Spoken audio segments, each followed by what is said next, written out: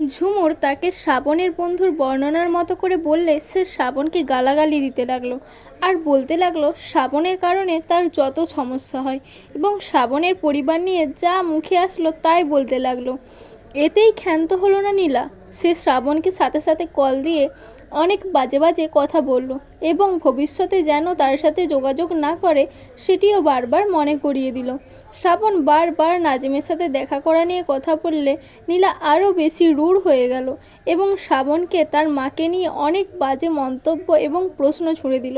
প্রশ্নগুলোর মধ্যে একটা প্রশ্ন ছিল এরকম, আমাকে নিয়ে যে এত কথা বলিস কিন্তু তোর মা যে 2 বিয়ে করেছে সেটা তোর চোখে লাগে না? এই প্রশ্নটা শোনার পর শ্রাবণ কিছুক্ষণের জন্য কথা বলার ভাষা হারিয়ে ফেলল। সাথে সাথে ফোন রেখে দিল আর ভাবতে লাগলো যে মেয়েকে সে তার সমস্ত সত্তা দিয়ে ভালোবেসেছিল আজ সে মেয়ে তাকে এসব বলে। যে মেয়ে একসময় তাকে ছাড়া কিছু বুঝতো না আজ সে মেয়ে অন্যের সাথে খারাপ জায়গায় যায়। এসব ভাবতে ভাবতে চোখ দিয়ে পানি ঝরতে লাগলো অনবরত। এসব ভাবনার পাশাপাশি মায়ের দ্বিতীয় বিয়ের কথা এবং নীলার করা প্রশ্নগুলো বারবার মাথায় ঘুরপাক খেতে লাগলো তার। নীলা শুধু বাজে মন্তব্যই করেনি, শ্রাবণকে আরও বলল সে যা ইচ্ছে তা করবে। এই বিষয় নিয়ে শ্রাবণ যেন নীলার মা বোনকে কিচ্ছু না বলে, বললে সে আরও বাজে কিছু বলবে। নীলার এসব কথা শুনে নীলার মা নীলার থেকে ফোন কেড়ে নিয়ে নিলেন আর গালে কয়েকটা থাপ্পড় বসিয়ে দিয়ে বললেন, পড়ালেখা করে এসব শিখেছিস? অন্যের বাবা মাকে কীভাবে সম্মান করতে হয় তাও জানিস না, তো আমাদের কিভাবে সম্মান করবি? তারপর তিনি ফোন নিয়ে শ্রাবণকে বললেন, বাবা তুমি আর এখানে কল দিও না, আমি ক্ষমা চাচ্ছি নীলার ব্যবহারের জন্য। এই বলে তিনি ফোন রেখে দিলেন। নীলা শ্রাবণ দুজনেই কাঁদতে লাগলো, কেউ ফোনের এপাশে কেউ ওপাশে। সেদিনের পর থেকে নীলা খুব চুপচাপ হয়ে গেল, কারোর সাথে তেমন কথা বলতো না, না তৃতীয় ব্যক্তির সাথে না শ্রাবণের সাথে। শ্রাবণও বুঝে গিয়েছিল তার সকল ভালোবাসার সকল চেষ্টা বারবার ব্যর্থ প্রমাণিত হচ্ছে। জীবনের প্রতি তার আফসোস বাড়তে লাগলো। নীলা বারবার ভাবতে লাগলো সে কি এমন করেছে যে তাকে এই অপরাধে এত কিছু শুনতে হচ্ছে। সে শুধু নাজিমের সাথে সেদিন দেখা করেছিল, তাও অনেক জোর করার পর দেখা করেছিল সে। সেদিন নাজিমের জন্মদিন ছিল, তাই আগে অনেকবার না করলেও সেদিন মুখের উপর শক্তভাবে না বলতে পারেনি নীলা।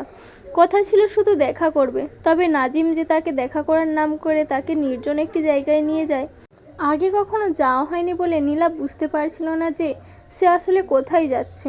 তবুও সে বারবার জিজ্ঞাসা করছিল, আমরা কোথায় যাচ্ছি? এই প্রশ্নের কোনো উত্তর দেয়নি পাশের মানুষটি, শুধুই বলল, গেলেই বুঝবা।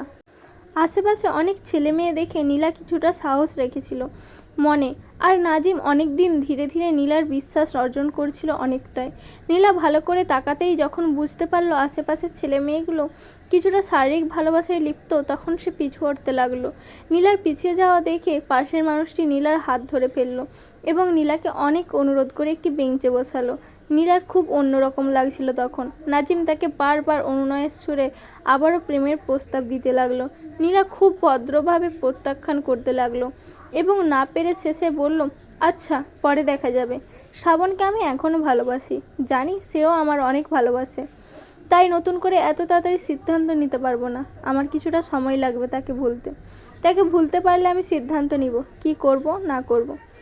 প্লিজ আপনি আমাকে এই ব্যাপারে আর কোনো কিছু না বললে খুশি হব। আর আমার ভালো লাগছে না, আমি এখন চলে যাব। এই কথার পর নাজিম আর একটি অনুরোধ করলো। অনুরোধটি ছিল নীলা যেন মাঝে মাঝে তার সাথে দেখা করে। এই অনুরোধের বিপরীতে কিছু বলল না নীলা, কেবল উঠে যাওয়ার জন্য তাড়াহুড়ো করতে লাগলো। তারপর তারা উঠে গেল এবং সেখান থেকে বের হয়ে নীলা তার বাসায় চলে গেল। সেদিন কিছুই হয়নি তাদের, তবুও সে দোষী হলো, তবুও সে কলঙ্কিত হলো। এই কারণে তার বেশি রাগ হলো শ্রাবণের উপর। শ্রাবণের অধিক সন্দেহ তাকে অতিষ্ঠ করে ফেলছিল। অন্যদিকে শ্রাবণ ভেবেই নিল যে নীলা তার থেকে হারিয়ে গেছে চিরদিনের জন্য, আর কোনো আশা ছিল না তার। এসব নিয়ে ভাবতে ভাবতে পরীক্ষাও ভালো হচ্ছিল না, আর মায়ের সাথেও কোনো দেখা বা কথা বলা হয়ে উঠছিল না।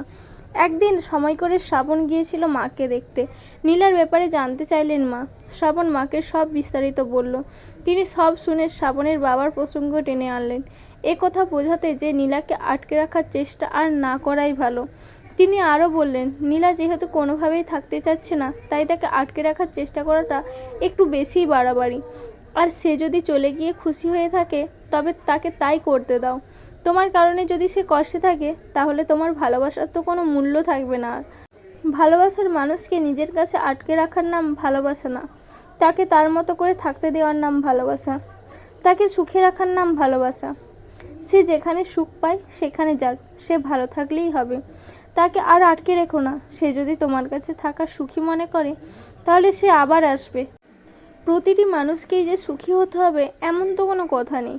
কিছু কিছু মানুষের জন্মই হয় নিজের সুখ ত্যাগ করে কাছের মানুষদের সুখী রাখার জন্য। কষ্ট পেও না, একটাই তো জীবন, এমনিই কেটে যাবে। এসব কথা শুনে আরও বেশি খারাপ লাগলো শ্রাবণের।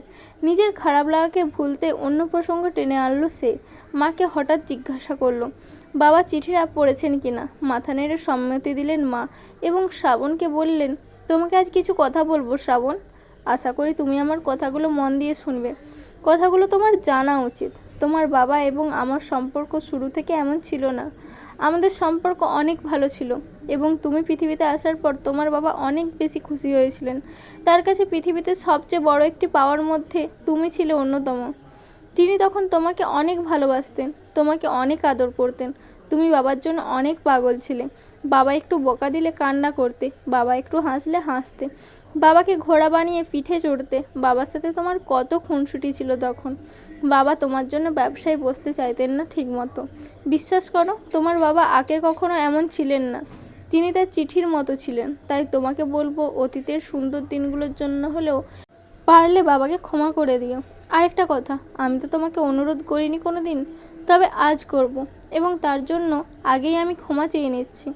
আমি জানি আমার এই অনুরোধটি শোনার পর তুমি অনেক কষ্ট পাবে, কিন্তু আমার কিছু করার নেই। প্রকৃতির কাছে আমি যে সব সময় নিরুপায় হয়েছিলাম।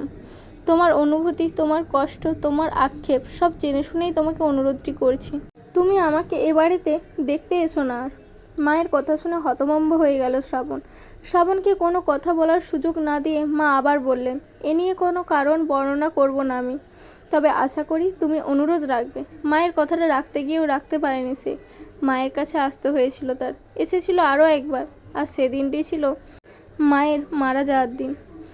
শ্রাবণের পৃথিবীতে মানুষ বলতে ছিল শুধু দুজন, একজন নীলা, অন্যজন মা। নীলা দূরে চলে গিয়েছিল অনেক আগে, আর মা থেকেও না থাকার মতোই ছিল এতদিন। তাও শ্রাবণ মাঝে মাঝে মাকে দেখতে পেত, শুনতে পেত এবং মাঝে মাঝে শোনাতে পারত নিজের কথাগুলো। সেদিন মায়ের মৃত্যু সংবাদ শোনার পর মায়ের উপর অনেক রাগ হয়েছিল শ্রাবণের। তার মতে পৃথিবীতে মায়েরা আসে একবারই, তাই তাদের এত তাড়াতাড়ি চলে যাওয়াটা ঠিক মানায় না। অন্যান্য সন্তানের মতো মায়ের মৃত্যুতে বেশি কান্না করেনি শ্রাবণ। সে মাকে সেদিন শেষবারের মতো ভালো করে দেখেছিল। মায়ের চোখ, মুখ, কপাল, হাত। মা প্রতিদিনকার মতোই শুয়েছিলেন, আগে যেভাবে শুয়ে থাকতেন ঠিক সেভাবে। মায়ের চোখগুলো দেখে মনে হচ্ছিল কোনো একটা জিনিসের জন্য প্রতীক্ষায় ছিল তারা। মাকে ভালো করে পর্যবেক্ষণ করে দেখতেই হঠাৎ চোখে পড়ল মাকে দেওয়া বাবার শেষ চিঠিটা বালিশের নিচে এক কোণায় পড়েছিল। সেটি হাতে নিয়ে নিজের কাছে রেখে দিল শ্রাবণ। দ্বিতীয় বাবার সাথে কখনো কথা বলতো না সে, তবে সেদিন বলেছিল, বলতে বাধ্য হয়েছিল। মাকে দাফনের বিষয়টা শ্রাবণ ওনাকে একটা অনুরোধ করেছিল, তবে উনি তা রাখেননি। শ্রাবণ চেয়েছিল তার বাবার কবরের পাশে মাকে কবর দিতে হবে, তবে তার দ্বিতীয় বাবা তাকে সেটা করতে না দিয়ে বরং তার মাকে কবর দেওয়ার অনুমতি দিলেন তার মামাদের বাড়িতে।